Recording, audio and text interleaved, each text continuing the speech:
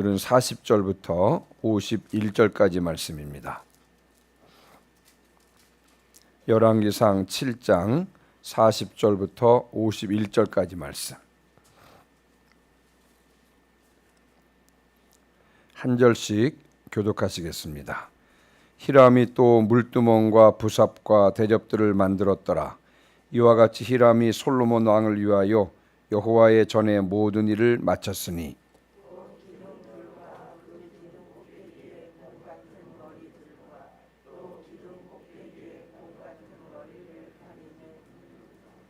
또 그 그물들을 위하여 만든 바 매 그물에 두 줄씩으로 기둥 위에 공 같은 두 머리를 가리게 한 석류 400개와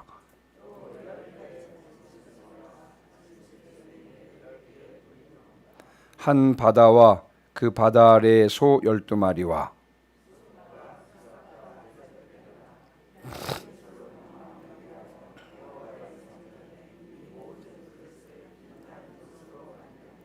왕이 요단 평지에서 숫꽃과 사르단 사이에 차진 흙에 그것들을 부어 내었더라.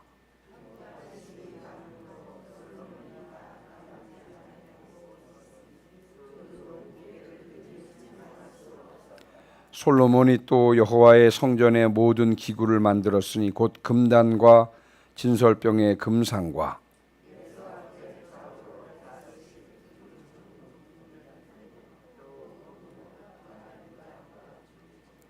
또 정금 대접과 불집게와 주발과 숟가락과 불을 옮기는 그릇이며 또 내소 곧 지성소 문의 금 돌적이와 성전 곧 외소문의 금 돌적이더라.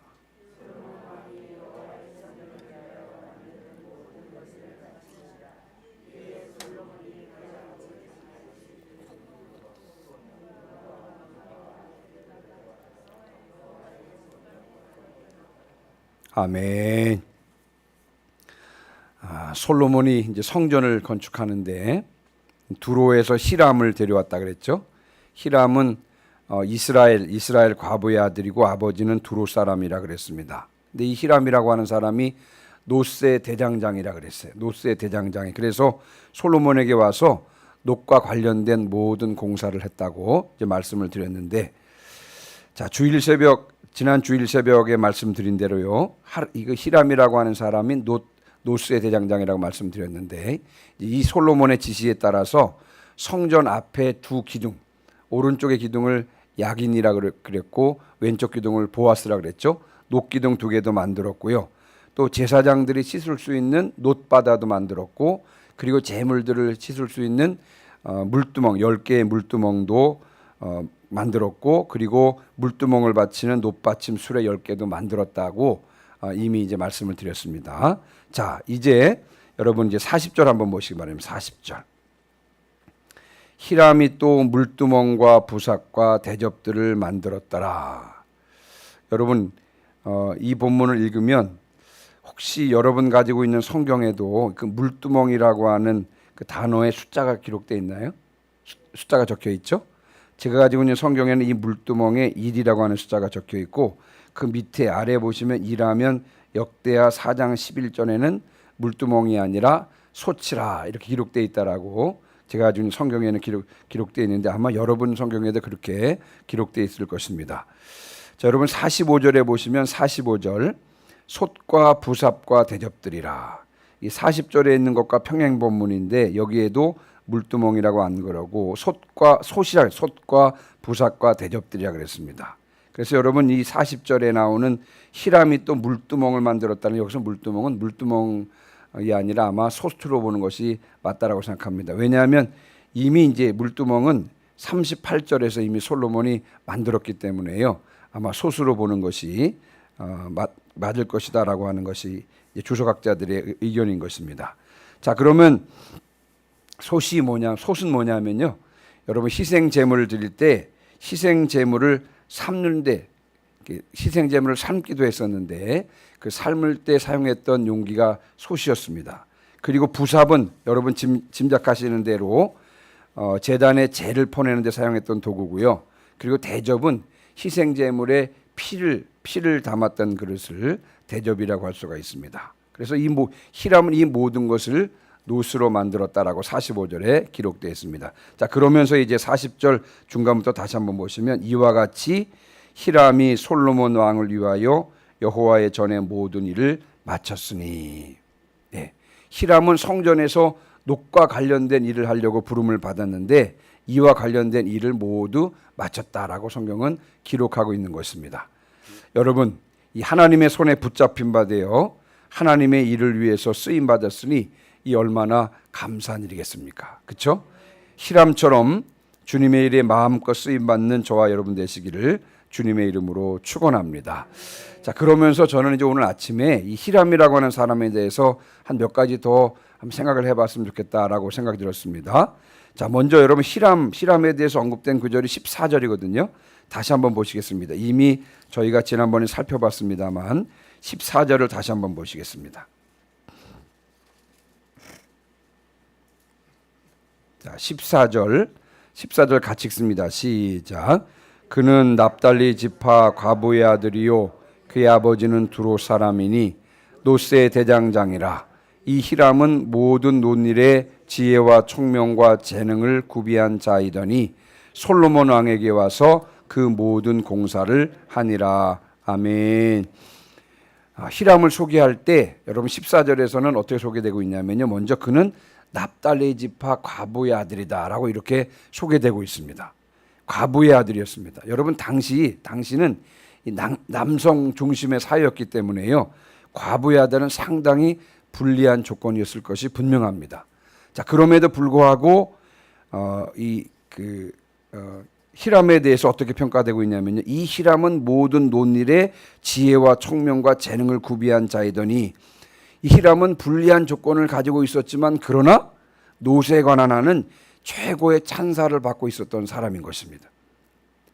그런데 저는 이 본문을 읽으면서 단순히 이 히람이라고 하는 사람이 노세에 대한 실력이 뛰어났다, 실력이 뛰어났기 때문이 아니라 하나님께서 그에게 은혜를 주셨기 때문에 이것이 가능한 일이었을 것이다 라고 생각해 봅니다. 왜냐하면 여러분 광야 성막을 만들 때에도 하나님께서 누구를 불러주셨냐면 부살렐이라고 하는 사람을 불러주셨는데 이 부살렛을 사용하시면서 부살렛에 대해서 성경은 뭐라고 말씀하고 있냐면 출애굽기 35장 31절에 보면 하나님의 영을 충만하게 하여 지혜와 총명과 지식으로 여러 가지 일을 하게 하셨다 그랬습니다.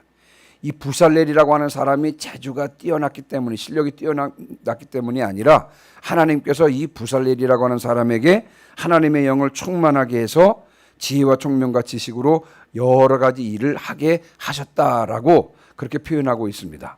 그래서 저는 이 히람을 읽으면서 히람에 대해서 묵상하면서 이 사람은 광야 성막의 부살렛 같은 사람인데 하나님께서 그에게 특별한 은혜를 주셔서 노세에 관한 최고의 기술을 갖게 하셨고 아마도 하나님께서 이 솔로몬 성전의 놋과 관련된 일을 위해서 미리 준비해 두신 사람이 아닌가 그런 추측을 그런 생각 그런 묵상을 해보게 되었습니다.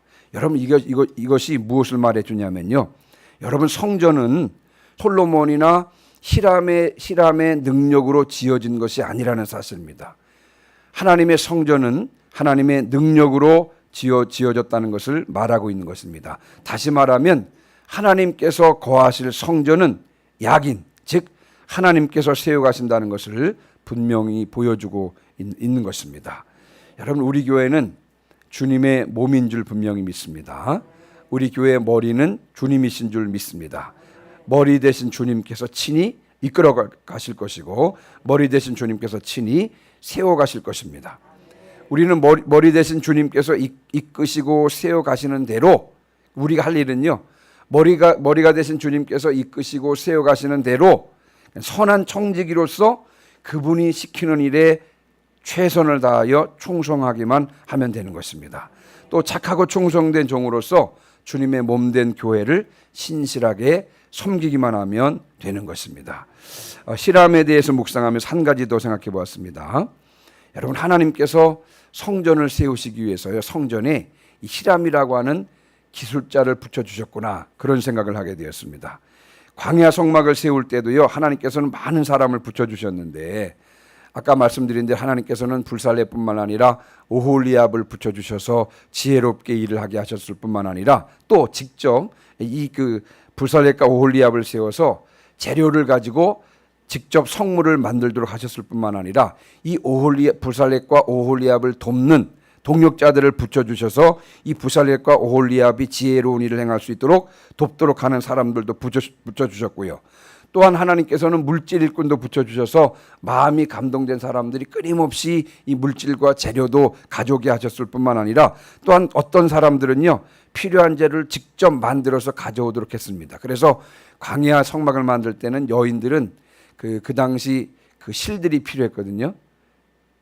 실들이 필요했는데 각각의 색깔의 실들이 필요하니까 어떤 여성들은 그 실을 직접 집에서 짰습니다. 텐트에서 짜가지고 그것을 성전에 가지고 왔습니다. 하나님께서 다양한 사람들을 붙여주셨습니다. 성전 건축을 할 때 하나님께서는 다윗을 통해서 물질을 충분하게 준비하게 하시더니 이번에는 히람을 붙여주셔서 직접 논일을 하게 하신 것입니다. 역시 하나님의 일은 누가 하신다고요? 하나님께서 하시는 줄 믿습니다. 하나님께서는 사명을 주실 때 그 사명을 감당할 수 있도록 능력도 주실 뿐만 아니라 필요한 사람도 붙여주시고 필요한 물질도 붙여주실 줄 믿습니다. 우리 교회 또한 하나님께서 맡겨주신 선한 사명을 위해서 선한 사명 감당을 위해서요 능력도 주실 뿐만 아니라 불살레과 히람 같은 사람도 붙여주시고 또한 필요한 물질도 넉넉하게 붙여주실 줄 믿습니다. 아니 물질도 넉넉하게 채워주실 줄 믿습니다. 자, 우리가 해야 될 일은 무엇이라고요? 그렇게 채워주실 주님을 기대하면서 아멘으로 순종하며 나가기만 하면 될 줄 믿습니다. 자, 히람이 이제 놋과 관련된 하나님의 이제 전의 일을 모두 마쳤다 그랬죠. 자, 우리 다시 40절 한번 가보겠습니다. 40절 중간에 다시 한번 보시면 이와 같이 히람이 솔로몬 왕을 위하여 여호와의 전에 모든 일을 마쳤다. 그러면서 여러분 7장 이제 15절부터 40절까지의 말씀은 히람이 이런 놋과 관련 일을 했다는 것을 쭉 지금까지 쭉 설명해 왔거든요. 자, 그러면서 다시 한번 41절부터 45절까지 말씀에는요. 41절부터 45절까지 말씀에는 히람이 만든 것을 다시 한번 총 정리를 합니다. 다 요약을 해서 히람이 이러한 것을 만들었습니다 라고 하면서 이렇게 결론을 맺습니다. 45절입니다. 자, 45절 같이 읽습니다. 시작. 속과 부삭과 대접들이라 히람이 솔로몬 왕을 위하여 여호와의 성전에 이 모든 그릇을 빛난 놋으로 만드니라. 아멘. 근데 제가 이 본문을 읽는 중에 놋을 가르쳐서 빛난 놋이라 그랬습니다. 이 모든 그릇을 빛난 놋으로 만드니라. 자, 여러분 히람은 모든 그릇을 놋으로 만들었는데 근데 그 놋이 빛났다 그랬습니다. 여러분 놋이 언제 빛나나요? 놋이 빛이 납니까 원래? 그럼 언제 빛이 나나요? 여러분 제가 시골에서 놋그릇을 닦아봤는데요. 시골에서 짚을 가지고 그렇죠? 짚을 고기 이렇게 이제 걸레처럼 이렇게 만들어 가지고 물을 묻혀요, 그렇죠? 그리고 거기에 제가 정확히 기억은 안 나는데 저희 아버지 거기에 뭐를 바르긴 발랐는데 뭘 발랐는지는 잘 모르겠는데 그 당시 예? 가루 저는 어제 생각해는 모래를 거기다 묻혔나 그랬더니 모래가 아니라 기와가루. 맞아. 그걸 묻혀 가지고 이게 닦으면 그게 반짝반짝 빛나더라고요. 윤기가 나더라. 그렇죠? 예. 여기서 빛났다고 하는 것은 그것을 말하는 것입니다. 여러분 그 표면을 닦아가지고 이 표면이 매끄럽게 돼서 광택이 나는 것을 말하는 것입니다. 자, 여러분 히람이 그릇을 빛난 놋으로 만들었다고 하는 것은요. 이 두 가지 의미가 있다고 생각합니다. 하나는 뭐냐면 히람이 하나님의 성전을 위해서 최상의 재료를 사용해서 정성을 다해서 만들었다라는 것을 뜻하기도 하고요. 또 한편으로는 이 만든 그릇들을요. 열심히 잘 닦아가지고 이 반짝반짝 윤이 나는 최상의 그릇으로 만들었다는 것을 의미하는 것이 아닐까 그런 생각을 해보게 되었습니다. 저는 이 본문을 읽으면서 이 주님의 일이라고 하는 것을 이런 자세로 해야 되는 거구나. 여러분 사실 놋기둥이나 놋바다를 만드는 놋기둥이 높이가 9m쯤 되는 거예요. 9m 되는 놋기둥 2개를 세웠는데 이거는 누구나 봐도 한눈에 딱 보이는 것입니다. 그렇죠? 그리고 놋바다, 왜 바다라 그랬습니까? 물이 많이 담기기 때문에 바다라 그랬죠. 굉장히 큰 놋그릇이었습니다. 그래서 사실 이 놋기둥이나 놋바다를 만드는 일에 비해서 부삽과 대접들을 만드는 일은 어떻게 보면 하찮게 여겨질 수도 있는 일입니다. 그러나 놋이 빛났다, 이 표현을 통해서 우리가 미루어 짐작해 볼 수 있는 것은요, 여러분 히람은 그렇게 하지 않았다는 것입니다. 야긴과 보아스라고 하는 놋기둥을 만들 때나 또 솥이나 부삽이나 대접을 만들 때나 차별이 없었다는 것이죠. 하나님의 거룩한 물건, 하나님의 성물이었기 때문에 모두가 다 정성을 다해서 만들었다고 하는 것입니다. 여러분, 주님의 일에는 차별이 없는 줄 믿습니다. 재정을 맡은 일이나 성가대원으로 활동하는 일이나 또 교회 청소를 하는 일이나 아이들을 가르치는 일이나 주방에서 설거지하는 일이나 모두 한결같이 주님의 일일 줄 믿습니다. 우리가 소홀히 여길 것들은 아무것도 없습니다. 모든 것이 주님의 일로서 맡은 자들은 열심과 충성을 다해서 해야 될 일일 줄 믿습니다. 어떤 일을 맡겨주시든지 주님께서 맡겨주신 일이기에 성의와 정성과 충성을 다하실 수 있기를 주님의 이름으로 축원합니다. 이제 한 가지만 더 이제 좀 살펴보고 마치겠는데요. 자, 여러분 48절 이하에는요, 그 놋그릇 외에도 여러분 48절 이하에는 솔로몬이 여호와의 성전의 모든 기구를 만들었다 그러면서 금단, 여기서 말하는 금단은 분향단을 말하는 것입니다. 진설병의 금상, 떡상을 말하는 것이죠. 49절 내소 앞에 좌우로 다섯씩 둘 정금 등잔대. 등잔대는 광야 성막에서는 성소에 들어가면 왼쪽에 하나를 놓았었는데요. 이 솔로몬 성전에는 10개를 만들었습니다. 그래서 왼쪽에 5개, 오른쪽에 5개, 그래서 정금 등잔대를 5개를 만들었다 그랬습니다. 그리고 이렇게 해서 놋그릇 외에도 이런 것을 만들었다라고 하면서, 자, 여러분 51절. 자, 51절 같이 읽습니다. 시작. 솔로몬 왕이 여호와의 성전을 위하여 만드는 모든 일을 마친지라. 이에 솔로몬이 그의 아버지 다윗이 드린 물건 곧 은과 금과 기구들을 가져다가 여호와의 성전 곳간에 두었더라. 아멘. 솔로몬이 여호와의 성전의 모든 일을 마쳤다 그랬습니다. 성전 건축을 이제 마친 것입니다. 그리고 나서 마지막으로 한 일이 무엇입니까? 아버지 다윗이 하나님께 드린 물건들, 은과 금과 기구들을 여호와의 성전 곳간에 두었다라고 그렇게 성경은 말씀하고 있는 것입니다. 근데 제가 이제, 자, 여러분 한번 47절 한번 보시기 바랍니다. 47절 같이 읽습니다. 시작. 기구가 심히 많음으로 솔로몬이 다 달아보지 아니하고 두었으니 그 논무게를 능히 측량할 수 없었더라. 아멘. 놋으로 그릇을, 성전 기구들을 많이 만들어 가지고요, 이걸 다 달아볼 수가 없었으니, 무게를 달아볼 수가 없었으니. 왜요? 그 정도로 많은 놋 기구들을 만들었다는 것입니다. 이렇게 할 수 있었던 이유는 무엇이냐면요, 다윗이 생전에 부지런히 성전 건축 재료를 이미 많이 준비해 놓았기 때문에 그렇습니다. 그래서 여러분, 성전을 위해서 많은 놋과 관련돼서도요, 정말 엄청난 양의 많은 재료를 다 써서 성전을 건축했습니다만, 여러분, 성전을 건축할 때 이렇게 많은 물자를 사용했음에도 불구하고 51절 보시면요, 여전히 다윗이 하나님께서 드린 것이 남아 있어서요, 여호와의 성전 곳간에 두었다라고 그렇게 기록하고 있는 것입니다. 제가 이것을 보면서 깜짝 놀란 것이 뭐냐면, 도대체 다윗이요, 성전 건축을 위해서 얼마나 많이 준비했기에 이렇게 많은 것들이 남아서 보관할 수 있었을까? 다윗에 대해서 다시 한번 생각해 보게 되었습니다. 여러분, 다윗은 살아있을 때 전쟁을 많이 했었거든요. 아람과 모압과 암몬, 블레셋, 아말렉 등 많은 전쟁을 치르게 됐는데, 이 전쟁에서 얻은 전리품들 있죠. 그리고 주변 나라들이 가지고 온 선물들도 있었고요. 그리고 자신이 가진 금과 은까지 모두 구별해서 여러분, 성전 건축을 위해서 거룩한 헌물로 하나님께 드렸다라고 사무엘하 8장, 역대상 18장, 29장 다 그렇게 기록하고 있었습니다. 뿐만 아니라 이 다윗뿐만 아니라 그의 장관들과 족장들과 백성들 모두 여호와께 기쁨으로 헌물을 바쳤다라고 성경은 기록하고 있는 것입니다. 또 살펴보면요, 여러분 다윗이 태평성대를 누리면서 편안한 중에서 그렇게 하나님께 그와 같은 것들을 드렸느냐? 여러분 그렇지 않습니다.